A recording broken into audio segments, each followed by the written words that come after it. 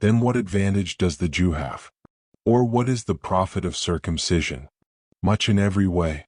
Because first of all, they were entrusted with the revelations of God. For what if some were without faith? Will their lack of faith nullify the faithfulness of God? May it never be. Yes, let God be found true, but every man a liar.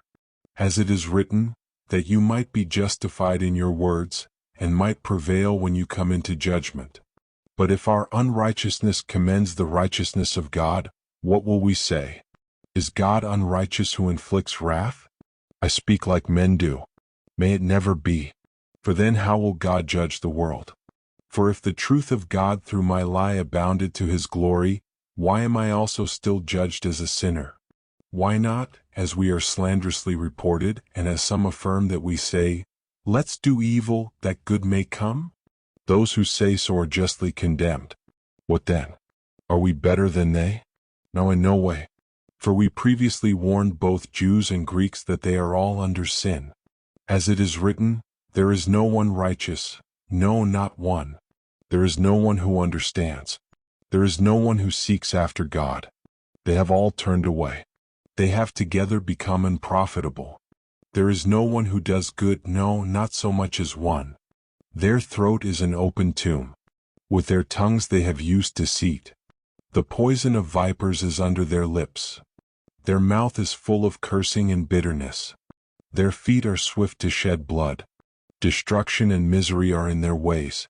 The way of peace they haven't known. There is no fear of God before their eyes.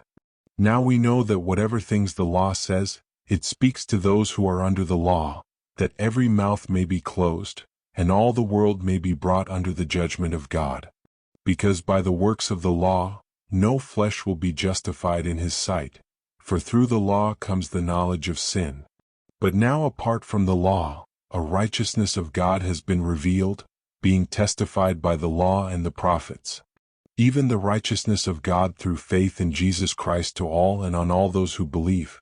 For there is no distinction. For all have sinned and fall short of the glory of God, being justified freely by his grace through the redemption that is in Christ Jesus, whom God sent to be an atoning sacrifice through faith in his blood, for a demonstration of his righteousness through the passing over of prior sins, in God's forbearance, to demonstrate his righteousness at this present time, that he might himself be just and the justifier of him who has faith in Jesus.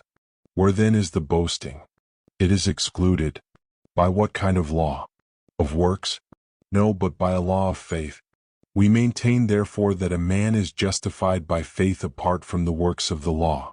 Or is God the God of Jews only? Isn't he the God of Gentiles also? Yes, of Gentiles also, since indeed there is one God who will justify the circumcised by faith and the uncircumcised through faith. Do we then nullify the law through faith? May it never be.